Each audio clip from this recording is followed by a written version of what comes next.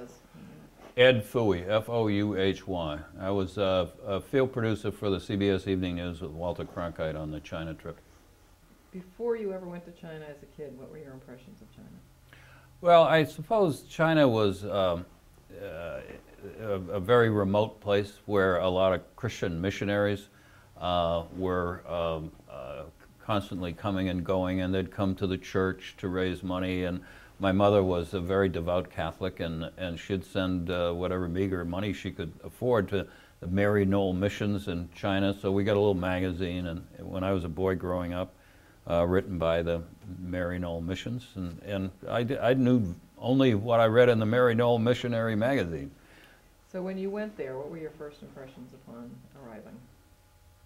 Well, going there as an adult in 1972 was a remarkable experience. It was like flying to the moon, because Westerners, or at least Americans, hadn't been there since about 1948 or 49. So it was, whatever it was, 23, 24 years since anyone had been there in a journalistic role.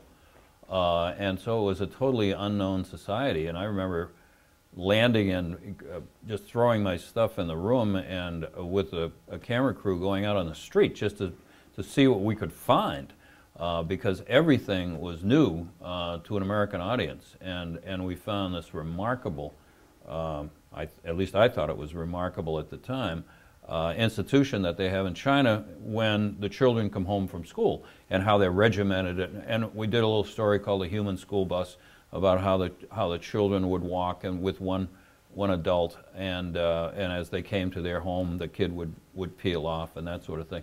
It was like being on a school bus, but without the bus, and it turned out to be a terrific little story that ran on the evening news the next night.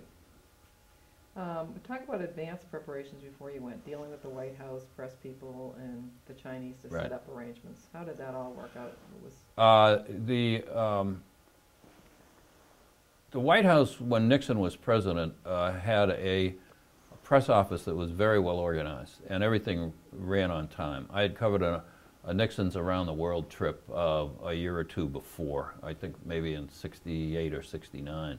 And I remember, we were on that trip for maybe 10, 12 days, and what they call the Bible, which is the schedule of events that came out, it was handed to us at what's the name of the big Air Force base in Washington? Andrews? Pardon? Andrews? Andrews. The Bible, the White House Bible, the schedule of what was going to happen on that round the world trip, they only deviated once from that, and that was only by 30 minutes. So it was extremely well organized. The real question was what was going to happen.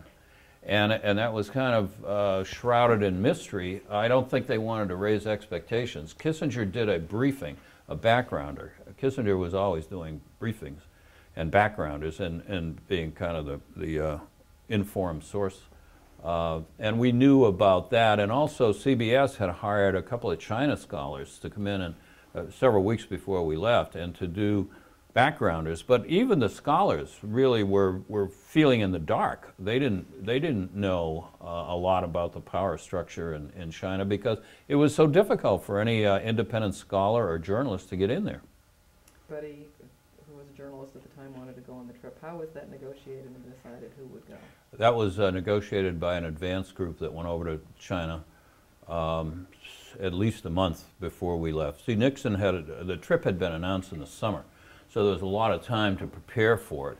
And there had been at least one, and possibly more, CBS executives had gone over, and other news executives had gone over to negotiate with the Chinese, and what I later learned was a very difficult environment. The Chinese were very, very limiting in how many journalists were able to go.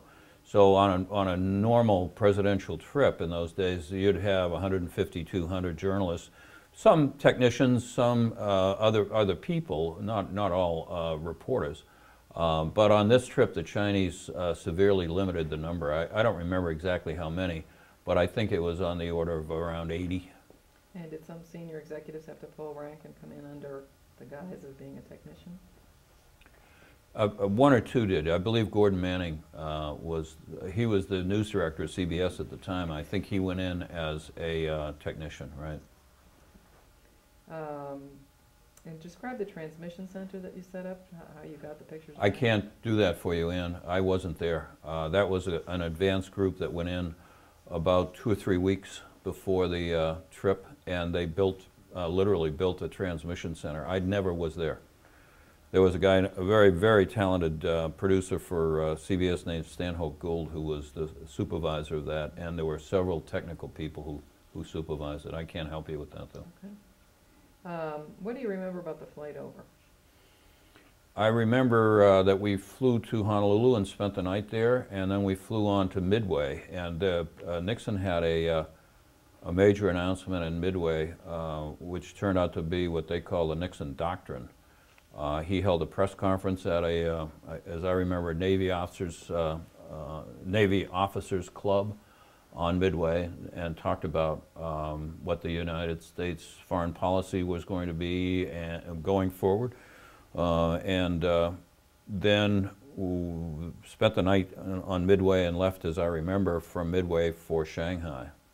And talk about on your audio diary that you sent, describing the mood as you're moving into Shanghai. Oh, well, everybody on the press plane, certainly I was, and I think I could speak for the others as well, was excited to be going to China. This was, it was going to be a good story, and that's what animates journalists, is a really good story. And secondly, we were going someplace that no one had ever been before, in effect. The press plane was full of people who were operating at the top of their game, covering the White House, covering it on a major foreign policy development like this. And I think that it was, the air of anticipation was palpable. You were assigned a government minder from the Chinese government. Did you want me to talk about the recording the air traffic control thing, or not? Sure, yeah. I didn't know if you were getting at that in the Yeah, last no, question or it not. was just sort of the suspense of going to this place and the fact that you even recorded that. Is interesting. Oh, okay, yeah. To talk a little bit about that. There was a real sense of going to some place that people hadn't been to, certainly in a very long time. So I sat down with the skipper of the press charter, who is a very experienced captain with Pan American, which was the operator of that plane, and asked him if I could ride up front on the flight deck going into China, because as you know, the international aviation language is English. And it was interesting to me as to whether or not the Chinese would answer in English when the pilot contacted them for instructions about landing. And he said, sure. So I rode up front with the pilot, co-pilot, and flight engineer with a tape recorder and recorded the exchange between the crew and Chinese air traffic control, which of course did speak English. And that became a very good radio story for us on the day before the president landed. And you were assigned a government minder. What was that experience Correct. like? What was that relationship? It was a difficult relationship because, if you recall, the Cultural Revolution was going on at that time. So it was very difficult to get the minder to be anything but a sort of animated robot. It was a he, and as the week went on and as we got to know him a little bit better, he loosened up a little bit. But there was a real sense that this guy was not just a translator and a minder, but he really was an intelligence agent, I felt. Did you meet any other Chinese when you were there? No, no. And describe how you handled the live coverage of Nixon's arrival. Were the cameras set up? And you talked a little bit about Cronkite not knowing what Mrs. Nixon's coat was going to be. Air Force One came in a day after we had landed, and so we were taken out to the airport where he was going to land, and it was not a particularly cold day. It was a sunny day, as I remember, fairly windy, but the weather wasn't bad for that part of China in February. We were standing on a bleacher, like you'd see at a high school football stadium. And normally, of course, Cronkite doing a live broadcast would be surrounded by people and would have a place to sit and have his notes and so on. But he didn't. There were just the two of us. I was off camera. He told me just before the plane pulled up to a stop, he told me, and the engines were running, so he had to shout. He said, I'm colorblind. Tell me what color Pat Nixon's coat is, if it's either green or pink, because I'm colorblind between those two colors. And so I said, fine, and as it happened, she indeed was wearing a pink coat coming off the plane. And you had a cue card that you held up? I don't remember. I think I just wrote it on my notebook and held it up so he could see it. Okay. And how did the live business work? I mean, you were there live. How did that technically work? You're going to have to ask somebody else that question. I don't know. Okay. There are a lot of big names on this trip: Cronkite, Dan Rather, Kalb, others. Was there jostling for airtime? Was there competition about who was going to get what? No, not really, because Kalb was not on the trip. For CBS, it was Severide, Cronkite, Rather. I don't remember that there was anybody beyond them, those three.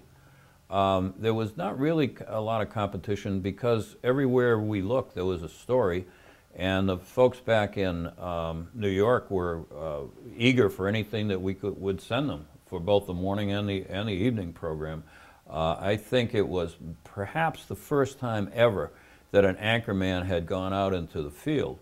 And so it was Russ Bensley, who was the executive producer of the broadcast at the time, pretty much dedicated the whole broadcast to Nixon in China for the first 2, maybe 3 nights. Then other events started to occur and to impinge on the airtime. But it was really not difficult for them to get on the air. What was their interaction with the White House like? What was it like working with them? Were they helpful? Were they stage managing the whole thing? Oh yeah, they were stage managing everything. They Haldeman, who was one of Nixon's closest aides, had been an advertising man, and right from the very first time I ever covered any Nixon campaign, it was clear that Haldeman was an expert at and a great devotee of television.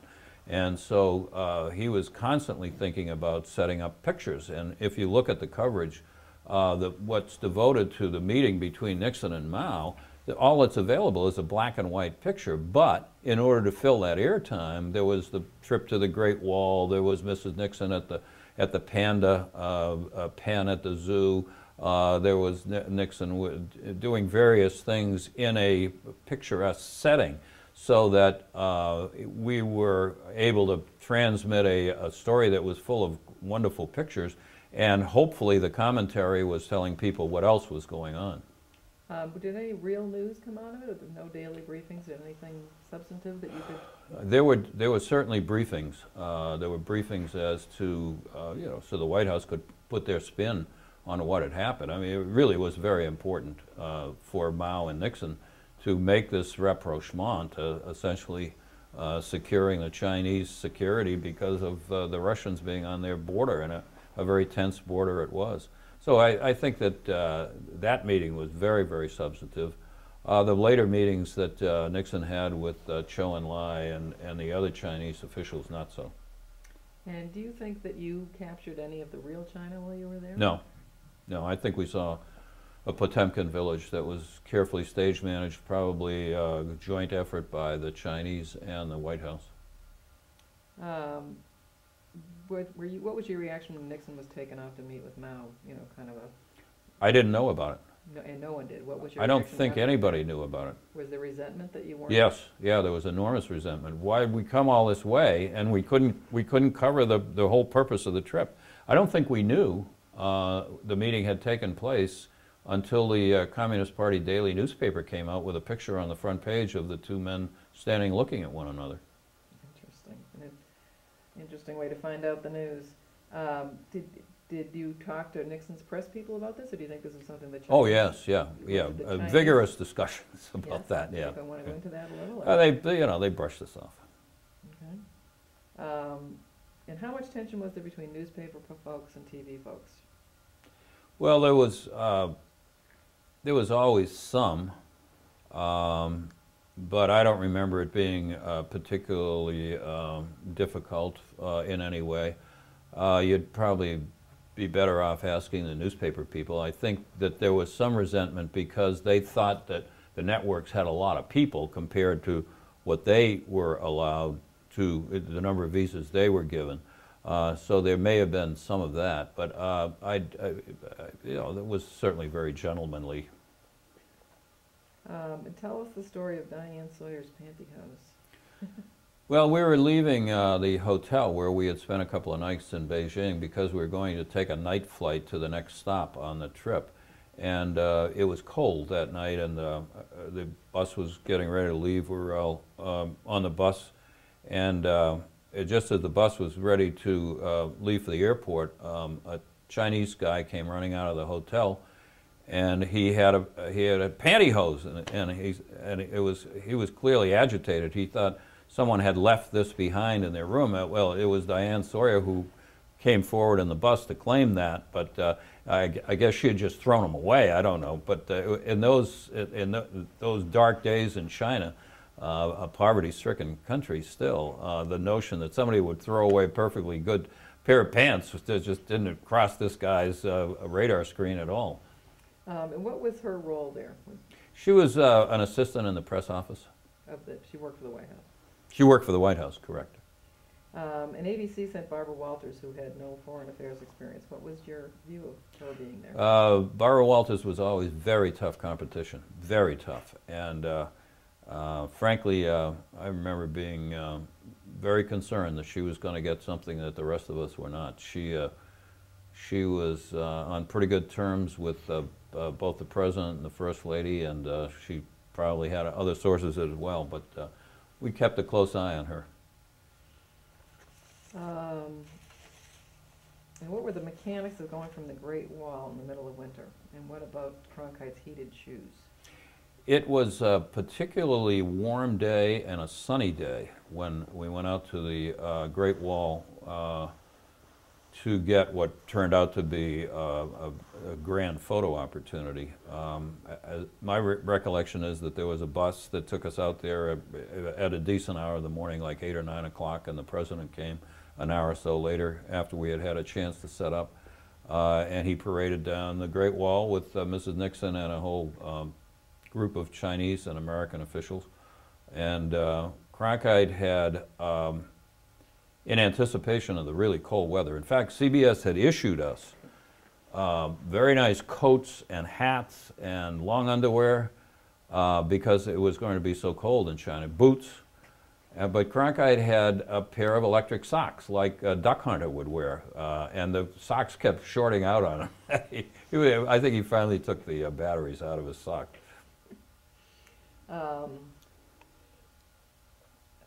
What kind of, with the benefit of hindsight now, what kind of image of China did the TV coverage create for the U.S. audience? What did it create for the Chinese or the U.S. audience? For the U.S. audience of China or of the Nixon presidency? What you did was the first view people in this country had of the States. Yeah. So what role did you feel like you had in creating that image?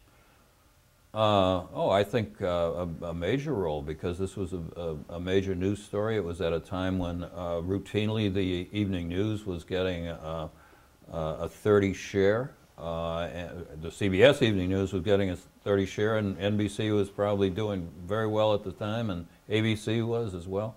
So I think this was the first impression that the American television viewer was getting of this forbidden society that had been behind this bamboo curtain for many years, 2 decades at that time or more. And I think we, as I said before, I think we saw a Potemkin village, but it was exactly the message the Chinese, our interests in the Chinese really were the same. We were interested in a good story, and there was plenty of substance in the trip, but they put on a sort of a primer, a China 101 for American television viewers. And how do you think that changed people's minds? I mean, China was the Red Menace, and it was scary, and it was dark and foreign, and then all of a sudden it was the flavor of the month.